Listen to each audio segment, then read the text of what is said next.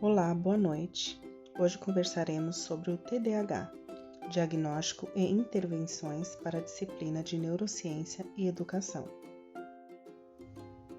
Iniciaremos nossa conversa abordando sobre o diagnóstico do transtorno de déficit de atenção e hiperatividade. É sempre válido lembrar que o diagnóstico do TDAH deve contar com uma equipe multidisciplinar.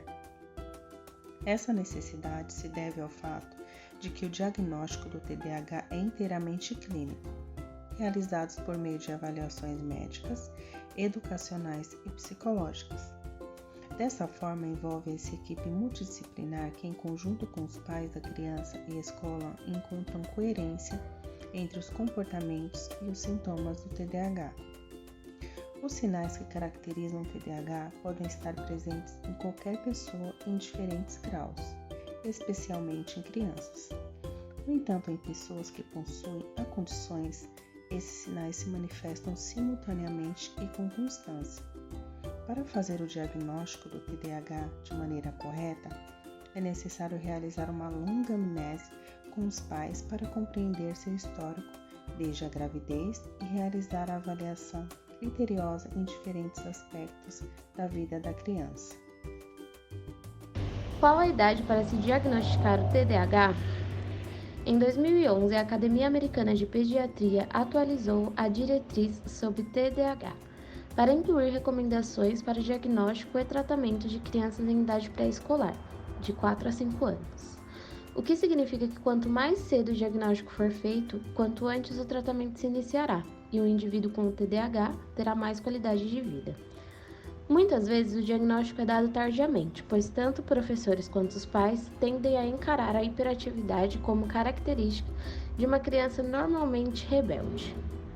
No caso da desatenção, tal apatia do pequeno com a realização de tarefas pode ser confundida como preguiça e até timidez. Por isso é importante investigar. Muitas vezes esse diagnóstico só é procurado na vida adulta, devido aos mesmos motivos citados anteriormente. Aqui vamos trazer 3 avaliações principais. Avaliação médica, onde os sintomas de TDAH são identificados e o médico analisa quais condições podem ter contribuído para o desenvolvimento deles.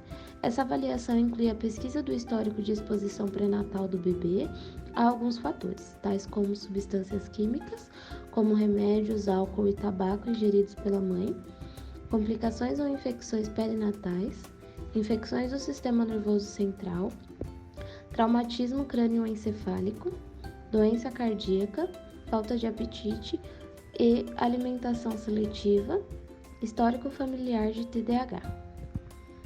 Avaliação do desenvolvimento, que permite determinar o início e a evolução dos sinais e sintomas. Essa avaliação usa escalas específicas do TDAH com verificação de marcos do desenvolvimento e da linguagem da criança. A análise é feita tanto pelas famílias quanto pelos professores, o que possibilita a avaliação em diferentes contextos. Atenção! Essas escalas não devem ser usadas isoladamente para fazer um diagnóstico. A avaliação educacional é aquela em que é possível documentar de que maneira os sinais e sintomas podem influenciar o desempenho educacional. Com base nessas 3 avaliações, familiares, educadores e equipe médica identificam os sintomas presentes no desenvolvimento da criança. Para afirmar o diagnóstico de TDAH, é preciso que ela apresente 6 ou mais sinais de desatenção, hiperatividade e impulsividade. Além disso, é necessário que os sintomas de TDAH estejam presentes muitas vezes por 6 meses ou mais. Ocorram em pelo menos 2 ambientes diferentes, como a casa e a escola, por exemplo. Se manifestem antes dos 12 anos de idade. Interfiram no desempenho da pessoa em atividades em casa, na escola ou em outro ambiente.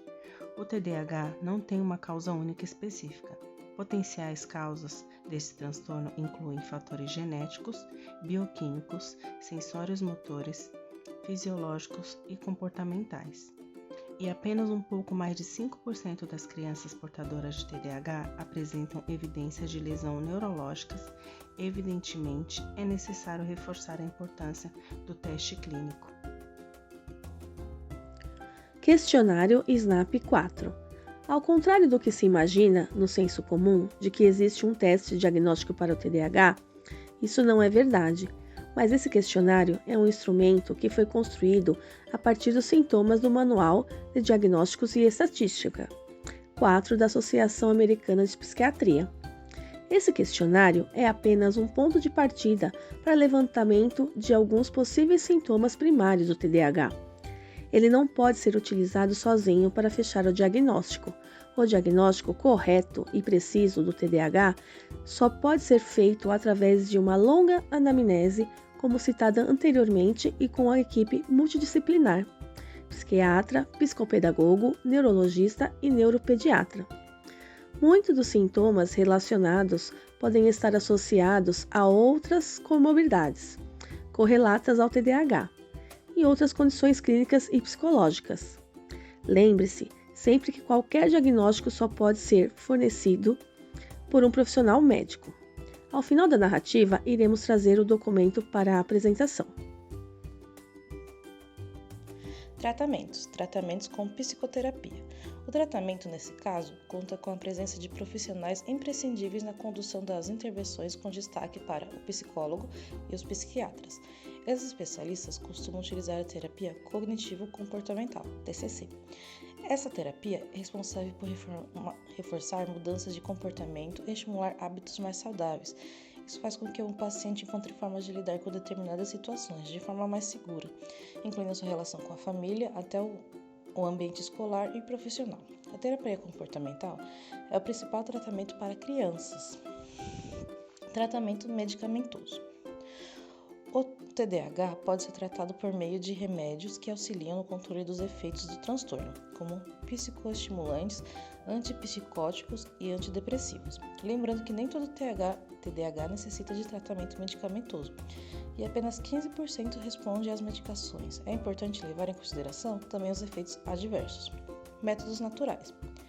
Existem também métodos naturais para melhorar a qualidade de vida do TDAH, como a prática de atividades físicas, técnicas de relaxamento, como meditação ou yoga, uma alimentação saudável e a manutenção de um ambiente de convivência mais organizado.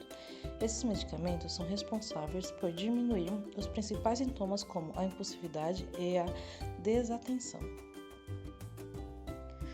Agora vamos ao que interessa. Pedagogo, as intervenções pedagógicas no ambiente é importante que se tomem as seguintes medidas: evitar sentar a criança perto da porta ou janelas. Para evitar distrações externas, prefira sentar essa criança na proximidade do professor. A rotina. A importância da rotina para essa criança, desde casa até a escola, como o uso de calendários, de lembretes, cartazes indicativos na sala de aula, retomar aquilo que foi trago na aula anterior e também retomar aquilo que foi feito ao fim da aula.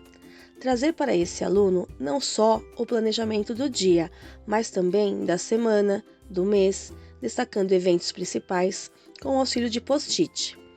É importante que essa criança esteja sempre a par de tudo que irá acontecer e, quando houver imprevistos, que ela possa ser avisada antes. Lembrando, a organização é o grande ponto de partida.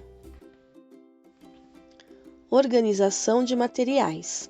A organização dos materiais também é uma importante estratégia para contribuir com o desenvolvimento da criança com TDAH.